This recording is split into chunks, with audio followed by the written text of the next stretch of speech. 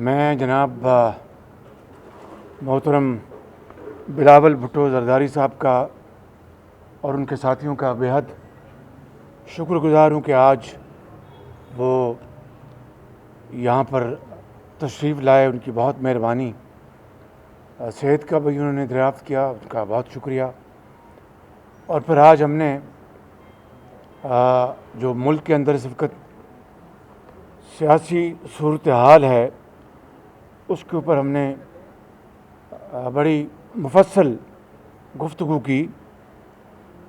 और मैं ये कहना चाहता हूँ कि हम अल्हम्दुलिल्लाह पीपल्स पार्टी और मुस्लिम लीग नून और दूसरी जो जमातें हैं अपोजिशन की, कल मेरी मौलाना फजल रहमान साहब से मुलाकात हुई थी, तो हम इस वक्त मुल्क को जो मसाइल दरपेश हैं, जो चैलेंजेस, जो मुश्किलात हैं, उनके ऊपर हमारी मुकम्मल इत्तफ़ाक़ है कि इस हुकूमत ने 2 साल में पाकिस्तान की मईशत को बेपनाह नुकसान पहुँचाया है कि 70 साल में इसकी मिसाल नहीं मिलती। आप आज देखिए कि महंगाई आसमानों से बातें कर रही है कोविड की वजह से, और कोविड ने पूरी दुनिया में लाखों अमवात हुई और पाकिस्तान में भी हज़ारों लोग अल्लाह ताला को प्यारे हो गए। और हम सब दस्त बा दुआ है कि इस वबा से अल्लाह ताला जल्द से जल्द जान छुड़वाए। लेकिन दुनिया में कोविड के बाद कीमतें ज़मीं बोस हो गई, यानी बिल्कुल, यानी इस हद तक कीमतें गिर गई हैं, चाहे वो अशाए खुर्दनोश्त हों, चाहे वो कारोबारी जो मटीरियल्स हैं, सामान हैं, सबकी कीमतें गिरी। पाकिस्तान में कीमतें आसमान से बातें कर रही हैं। ये एक ऐसी एक दिल खराश ये बात है कि इसका इस हुकूमत के पास कोई जवाब नहीं।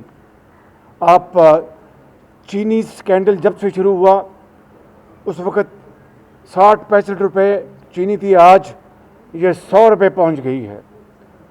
और तारीख़ में पहली मरतबा है, कम से कम मैंने बतौर एक सियासी कारकुन के मैंने ये नहीं देखा, और जब मैं सियासत में नहीं था तब भी ऐसा वाक़या नहीं हुआ कि गंदम की कटाई का सीज़न ख़त्म हुआ नहीं और पूरे मुल्क में एक बहरान पैदा हो चुका है। और अभी यानी नॉर्मली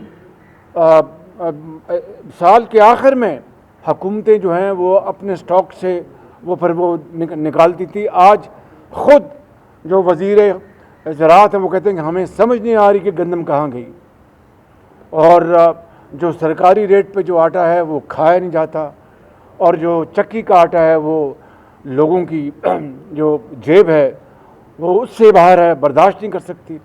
फिर पेट्रोलियम के बाद आपने देखा तेल के ऊपर क्या क्राइसिस हुआ कि कई हफ्ते तेल मिला नहीं, और फिर तारीख़ की सबसे बड़ी जंप 35% उनकी कीमत बढ़ा दी। तो आज ये तमाम जो महंगाई के बॉम्बशेल हैं उन्होंने आवाम की ज़िंदगी अजीरन कर दी है। आम आदमी बेचारा वो एक वक्त की रोटी पूरी नहीं कर सकता, और जिस्म को इकट्ठा रखना उसके लिए एक चैलेंज बन गया है।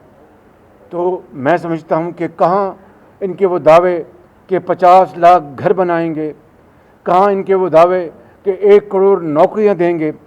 वो 1 करोड़ नौकरियाँ क्या, लाखों लोग जो हैं वो इस वक्त बेरोज़गार हैं।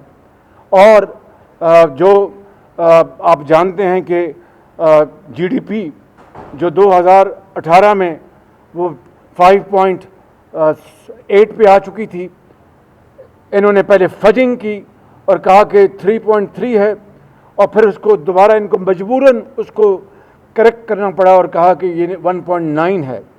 इससे आप अंदाज़ा कर लें कि लाखों लोग बेरोज़गार हो गए, कारोबार तबाह हो गया, और कारोबारी आदमी अब इतने यू टर्न्स हो चुके हैं कि वो अगर ये इमरान खान न्याजी उनको, मैं समझता हूँ कि हर किस्म की यकीन दहानी भी दिलाए, तो वो अब सरमायाकारी करने के लिए तैयार नहीं है इस हुकूमत के इस दौरान ये है खुदादाद मुल्क पाकिस्तान की इस वक्त हालत इज़ार।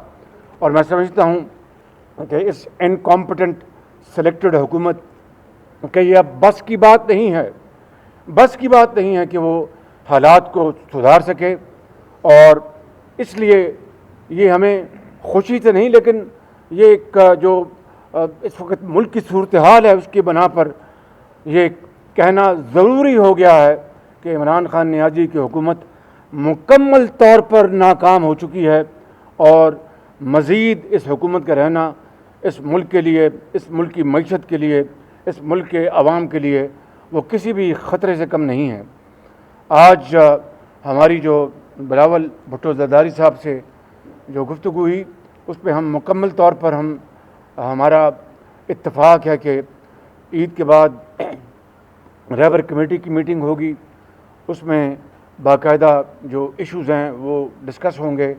तमाम जो कॉम्पोनेंट पार्टीज़ के वहाँ पर जो रिप्रेजेंटेंट्स हैं, उसके बाद फिर इंशाअल्लाह APC में वो एजेंडा लेके जाएगा और APC में फिर इंशाअल्लाह बाकायदा एक पूरा उसका ऐलान किया जाएगा, जो भी इस बारे में स्ट्रैटेजी और जो हमारी जो सोच है उसको हम इंशाअल्लाह अमली शक्ल देंगे।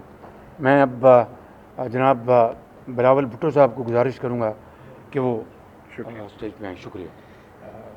आप सबका शुक्रिया और ख़ास तौर पे जो हमारा लीडर ऑफ द अपोजिशन है शहबाज शरीफ साहब का हम बहुत ही शुक्रगुज़ार हैं। हमें दावत भी दिया, चाय भी पिलाया और हम खुश हैं कि जहाँ तक कोविड है, जहाँ तक शहबाज शरीफ साहब का सेहत है, ये वो भी बेहतरी की तरफ जा रहा है। ये पूरे पाकिस्तान के लिए खुशखबरी है। और जैसे शहबाज शरीफ साहब ने अभी आपको सुनाया, जिस तरीके से इमरान खान की सिलेक्टेड हुकूमत हर पाकिस्तानी का सेहत और ज़िंदगी के लिए ख़तरा बन चुका है, मुआशी सूरत हाल के लिए ख़तरा बन चुका है।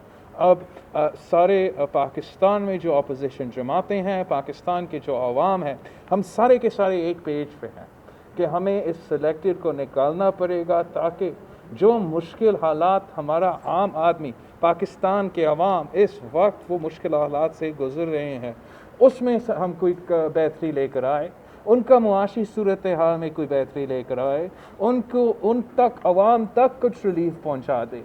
ये पाकिस्तान की तारीख़ में पहली हुकूमत होगा जहाँ ना सिर्फ आटा में चोरी मगर चीनी में चोरी, ना सिर्फ चीनी में चोरी मगर तेल में चोरी, ना सिर्फ बेसिक कमोडिटीज़ में खुले आम open in broad daylight robbery हो रहा है, लेकिन जिस तरीके से पूरे पाकिस्तान में जो करप्शन स्कैंडल PTI के साथ नथी हुई है, उन पे कोई इन्वेस्टिगेशन नहीं होता। जैसे मैंने नेशनल असम्बली के फ्लोर पे कहा है कि जितने NROs PTI की हुकूमत ने दी हैं, माजी में किसी हुकूमत ने नहीं दी है। PTI की हुकूमत में BRT के लिए NRO, बिलियन ट्रीज़ के लिए NRO, मालम जब्बा के लिए NRO, फॉरेन फंडिंग केस के लिए NRO, पोस्ट ऑफिस मिनिस्ट्री में करप्शन के लिए NRO, और यहाँ तक कि अब कुलभूषण यादव के लिए NRO।